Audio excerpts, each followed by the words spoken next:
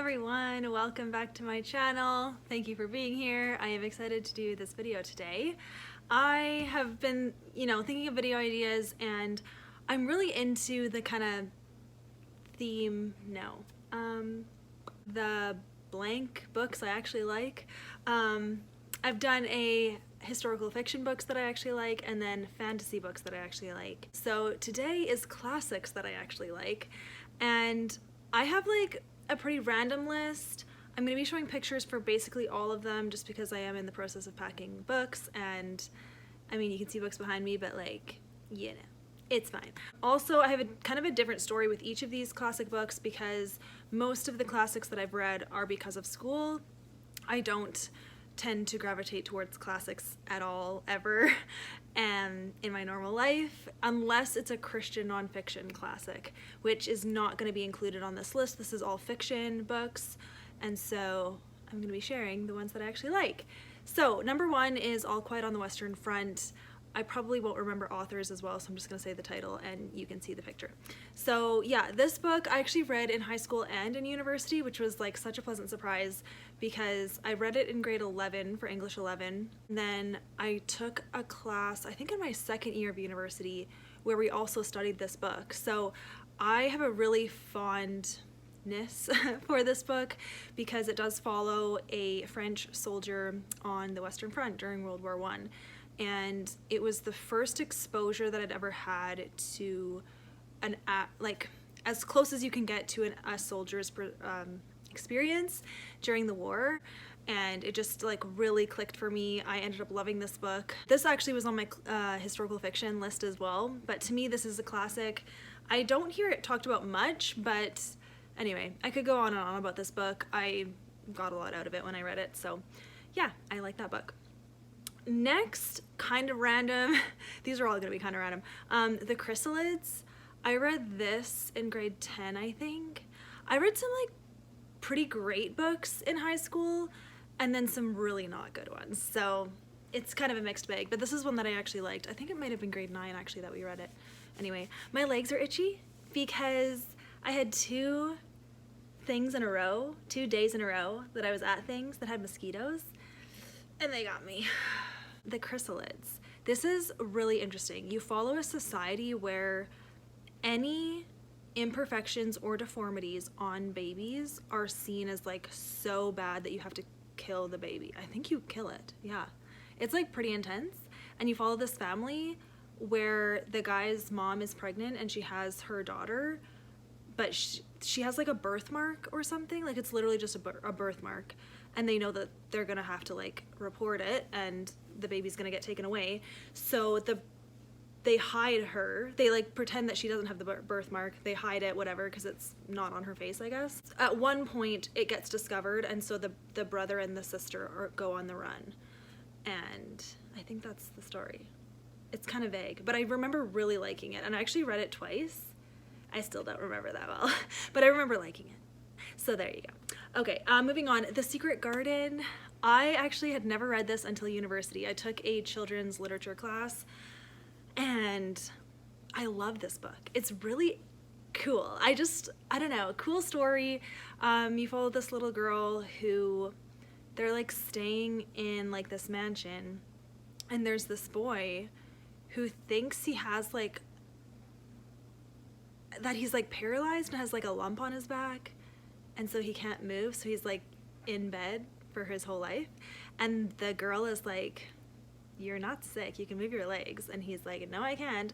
And it's like the story of their relationship, but then also she finds this like hidden garden that is like super overgrown and like beautiful, and she spends time there, and it just like was a really cool book, and I want to read it again because it's also very vague.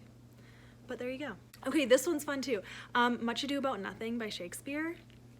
This is one of the Shakespeares that I actually like. I've read quite a few Shakespeares because of school, and most of the time, it's like 50-50 if I'll like it. I just like have a bad taste in my mouth because we studied Othello, and I hated it. I didn't like the play, and I didn't like the movie we watched for it, so Othello is not my kind of story, but Much Ado About Nothing is super funny and just funny. And there's such a good movie for it. Who's in it? Denzel Washington, I think, is in it. And Emma Thompson.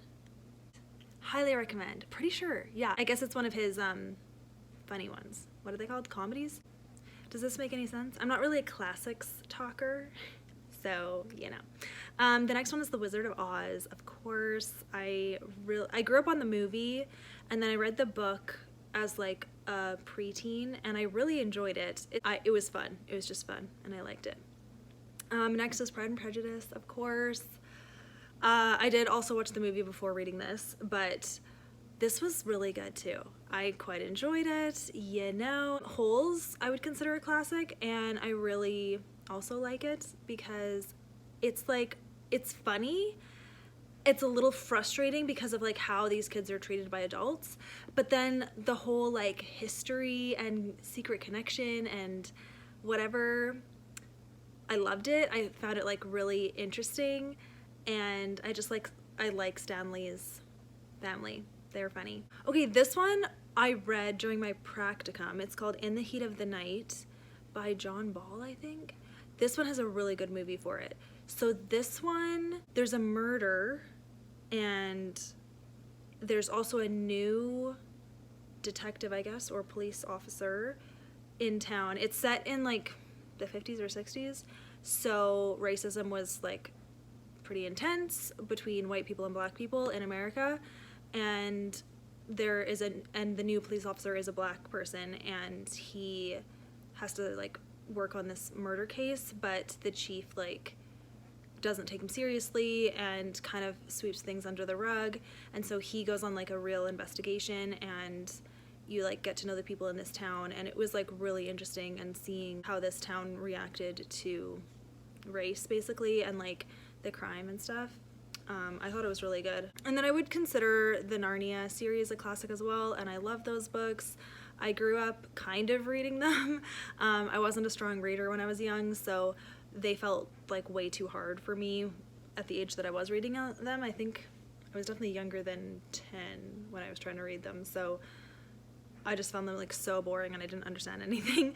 But then in high school I read them, and then also in university I took a class where we studied C.S. Lewis literature, and we studied each book, or not each one, but the main ones. No, it was each one. Yeah, that was a nice class. It was cool.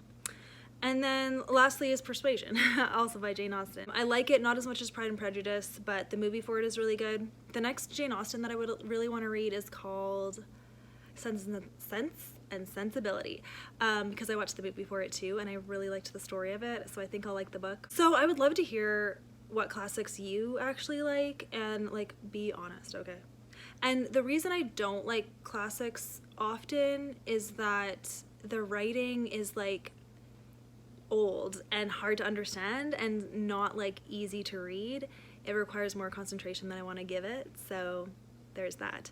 But if the story's like really good, then I do like it. So I have decided to combine my two videos, so I acted like all I was going to be talking about is classics that I actually like, but I'm going to tack on classics I don't like as well, because both videos are pretty short and might as well just make it one video, and then I'll think of something for Friday. So this is Tuesday's video. So hello, I guess I'll be doing this. I'll stick this at the beginning somehow. Thank you, editing, for making this possible. Thought it would be interesting to talk about classics that I really don't like. This is probably nothing that unique, but still, I thought it'd be interesting to talk about these books. And in no particular order, but number one on my list is Lord of the Flies. I read this in grade 12 for English 12, and number one, didn't relate to it a lot because it's all boys, and you know, I'm not a boy. And then it is just sad. Like, these boys crash land on a island, and the adults all die except for the boys, and they have to survive, and it's like survival of the fittest. It's like a commentary on the like base animal instinct of humanity and how we can like be convinced that something is right when it's not and whatever, but I just like didn't enjoy reading it, so probably not that surprising. Next one is Peter Pan. I am sad that this is the original Peter Pan because the movie's so much better. Just watch the Disney movie and keep that happening in your mind, because the original Peter Pan, like the character of Peter Pan, like isn't a good person at all, and he's kind of annoying, and I found the book like pretty boring, to be honest, and like frustrating. So yeah, I had to read this in university too and wasn't a fan. Same with The Wind and the Willows. Had to read this in university. It was so boring, plus like just annoying. This, what was it? Was it a toad and something? Toad and a turtle? I don't know. It was like two animals. I'm pretty sure one was a toad. I skimmed it. I found it so boring and like just not what I want to read. So didn't like that one either. Then Animal Farm. This one had potential, but in the end I didn't like it just because I really don't like reading about like innocent people, creatures, whatever, being taken advantage of. And it just like, I couldn't read it. I didn't enjoy reading it. I did read it. You follow this like farm of animals that can talk to each other, and they like talk about what the humans are doing. And I think it's the pigs or something. Some certain animal like kind of rules over the other farm animals, and it like definitely, you can see the parallels to slavery and racism and whatever, stuff like that, and I just like don't enjoy reading about that, you know? Next one is Alice's Adventures in Wonderland. The actual fairy tale book story just made no sense. Like it was very nonsensical, and didn't like it that much. I think I don't like writing like that. Again, the Disney movie is better. Next is Catcher in the Rye.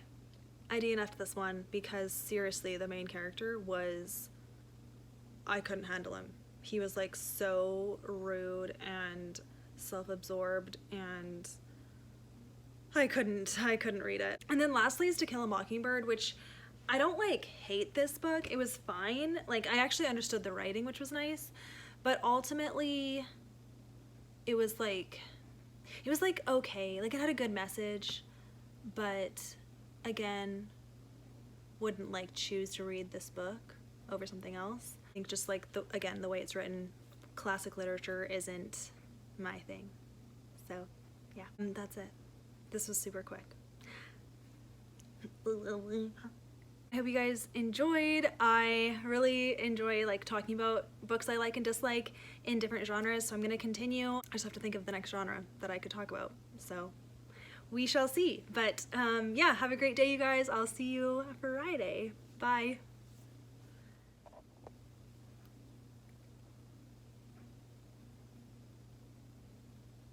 Anarchy, whatever, is that a thing? I don't know. So yeah, I don't know if I'll be able to keep this because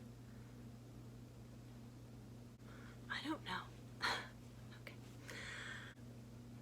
Okay, hello everyone. Welcome back. I just made, whoa, what happened? Did a light just go out? It feels like it got darker. I feel like, what just happened?